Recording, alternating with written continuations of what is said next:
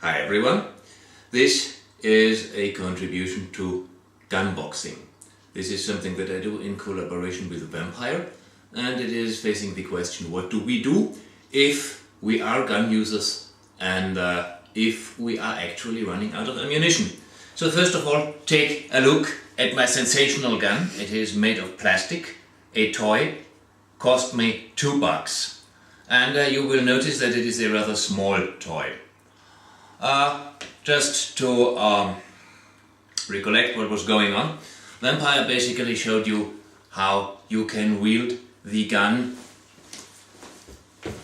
in the way in which you can wield a katana, which is okay if you have a gun with a long barrel. You will notice my little toy is rather small, but you will also know, the gun people around you, that there are actual guns out there who are not much bigger than this. So, this doesn't pack much of a punch if you have such a short barrel. So, while wielding a gun like this, if you have a long barrel, is the way to go, and I would strongly urge you to look to Vampyre's videos, because he shows everything that you need to know. I'm concerned with the question, what do you do if you have a rather small gun? Let's say your big gun is either vanished, or you don't have a big gun, or it is just your backup gun, or you took the gun from the bad guy. Anyway, you just end up with a small gun. What do you do with a small gun? And my recommendation is not to have it actually in the gun grip, but to have it in the axe grip, like wielding an axe. The idea behind this is, if you come with a number 2 angle of attack, you could hit with the backside of here. You could also hit with the barrel, and now that thing packs a punch. You can come with a number 2 angle of attack, the thing also packs a punch. If you go with a straight, you still pack a punch. And you can even come from some unusual angle, like this, and you still pack a punch. In other words, this is more or less a way to wield a gun like a Kubaton. Remember, the idea is you shot your gun already empty, you cannot reload, you are still in a melee, and the idea of the gun is expensive and I don't want to spoil it is not your prime objective. Prime objective of the situation is to stay alive. So, if you have a short gun, small gun, I would recommend a way to use the gun that is more Kubaton-like. And I would recommend to have it like this. So, grip pointing forward.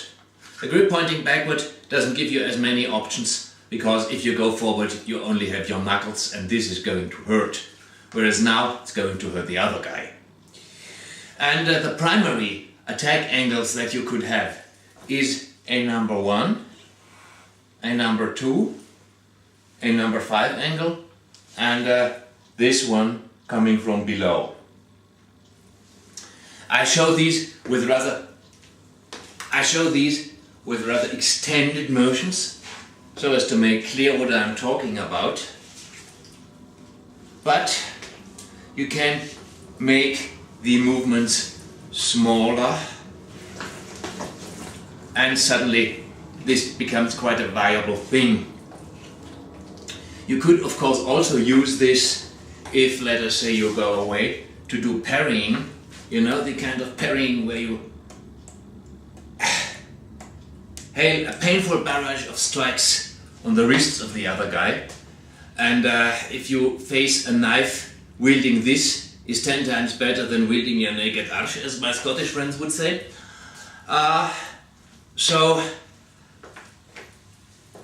And you can practically use anything that you know, either from eskrima or from boxing, because a number 1 attack angle would be pretty much what you find in boxing with the overhead punch.